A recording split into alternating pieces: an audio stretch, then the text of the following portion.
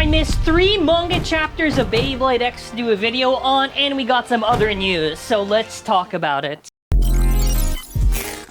Okay everyone, hello. We've been talking about some Beyblade X news and information. I do want to give a quick shout out to SkyShoot and as well Kyo for any information or translation for this video. And with that being said, we're going to kind of just go throughout the news, so I'll try to make sure I leave timestamps, probably as a pinned comment or something like that. So let's go over the first piece of news, which is going to be the Croc Beyblade that Takara Tomy is doing. So we've already gotten this by Hasbro, but in Japan, I believe this is supposed to be a mail order. And what's really funny about it is that the parts on this are 260 and Quake. Very funny part choice. Apparently there's also going to be some sort of promo chapter. We get a pretty cool image of like Common X and like this crocodile theme. So hey, that's pretty neat, I guess. Sure. Also, if you like Beyblade news and spinning Beyblades, subscribe to the channel and comment your thoughts. As far as anything else for really news, you're going to be probably expecting only next month in January. We're going to be getting the January release info, February, and probably also the custom line teaser as we've seen the trend over the previous year. But speaking of the January release, or what seemingly should be the case, we do actually have, with the new manga cover, a teaser for a future Beyblade, kind of, I'll say. There's 2 images. One is the silhouette, which I will show right now, which the shape of it kind of reminds me of Odin from Burst, but we do have what I believe is now technically confirmed, which I don't know if this is 100%, but the alleged rumor, which is not confirmed, Rock Golem 160 UN. Yeah, I think the design of it looks really nice. I like the color choice. I'm wondering kind of, what's the gimmick going to be on this? Is it going to be like a compact kind of defense type that's very sharp, so maybe it can counterattack or something like that? Okay, let's start off with Chapter 17. So this is continuing off of Tenka asking Common X if Common X can join her team. And Common X goes, well sorry, somebody else already asked, and it was Ginro. Ginro, by the way, is X's master, and he's living in the stump and he's kicking out like these 2 weirdo bladers. So it's actually really funny is that, so they're underground pros and they're using like illegal, and I believe this like now literal like counterfeit fake baits, because we see a fake Cobalt Dragoon later on and a fake Cobalt Drake, I guess, that they're battling to kind of stop. Because they basically break the 4th wall and kind of mention how this is kind of like a trope in like Beyblade where like it's like an evil org and they want to try to take over.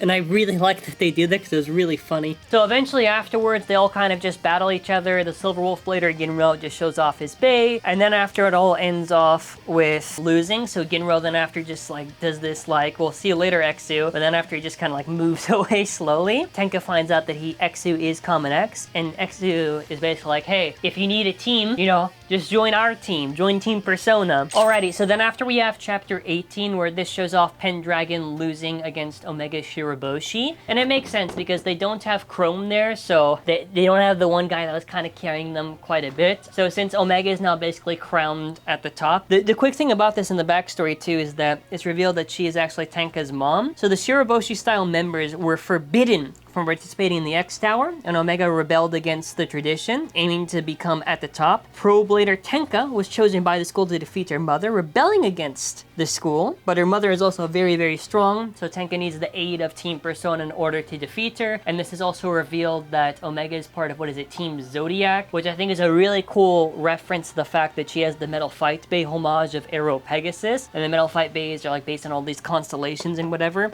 which I'm curious eventually in the long run. Omega basically proposes the White Star duel. So from what I understand for how this is, I'm pretty sure it's something along the lines of, now you are basically betting stars and you need like 100 stars if you want to have a chance to like face her at the top, if I'm getting that correctly. Where she's basically like, collect 100 stars and battle me. So I thought this was like a cool thing because obviously, what is it, the writers are Kakaguri, right? So that's like that the gambling, like betting anime or whatever. So I think it's interesting to have some sort of element of that in Beyblade, where they're like betting stars in order to climb to the top. And it's an interesting way to have it be more like maybe certain players will have a certain amount of stars. I don't know. It's an interesting element to add to the narrative for Beyblade X. So cool, why not? So by the way, then after they are approached by Team, what's it, Goldi or whatever. So the main blader in this is Karura Konjiki. So what is it? She's the daughter of the family of the Goldi's Precious Metals, and also the base sponsor. So basically like rich, And then after, she's basically challenging off Team Persona. And they're already starting off with betting stars. So obviously, Bird comes in, and he's like, well, I've been training all this time for, I have my Hell's Chain. So it's 1-star bet and 1-star bet. And then after Bird loses, then after Multi's like, don't worry, I'll step in this time. So then after that leads into Chapter 19. Okay, so now in Chapter 19, Ryu Kuwabara steps up and she's like, well, Ghost Circle is my special bay and I have now put a curse on you. So now Multi's like, well, Nightmail's gonna break that curse. Now basically throughout this battle, she's like, well, my Ghost Circle bay is so small that trying to hit it's gonna be hard because it's a ghost, it's small, it's a smooth shape. I'll just parry off your attacks. So her attacks in battle just with the purpose to deplete their opponent's stamina over time, which is the curse, which I think that's a really cool gimmick. I also want to say this much. Ryu's design, really, really cool. I think probably my favorite character design in Beyblade X. Yeah, but basically the whole thing is like, now Multi's like, well, hey, guess what? I'm just gonna keep hitting your Bey around. And Nightmail has the ability of shock absorption, so I'm just gonna keep battering your Beyblade, defeating it slowly. Ghost gets like defeated, I'm pretty sure. So then the Butler steps in, and now it's gonna be Tenka versus the Butler. After they kind of cut to this other stuff where Pendragon's going, dude, our stocks have been crumbling since Chrome has left, and this is really, really bad. And Shiaru's like, no, Chrome's gonna come back, you'll see. Chrome is at, I have to read this, BESA, which I guess is a NASA parody, and the Aero Space Agency, I'm pretty sure. I'm not 100% on that. But Omega basically offers Chrome, like, literal forbidden power, a forbidden Dragon Beyblade with Impact Drake. Chrome just takes it, it's like overflowing with power. It's like, this Bey shouldn't exist, it affects the laws of nature. Basically like hyping it up. Yeah, then after he does like a 100 blader test, I guess, where it's like, she's like, if you even lose once, you are unworthy and you have to return that Bey. Chrome obviously wins. She wants Chrome to defeat Team Persona, and Chrome's obviously only really fixated on facing Common X, and Chrome's like, hey, if you get in my way, I'll crush you. So I think it's kind of interesting how they're kind of setting up kind of the world here. First of all, with the betting system, which I think is interesting, how they're going to be climbing through the towers and everything, and how certain players are going to be from certain towers, like the Solidus Tower or whatever that is, right?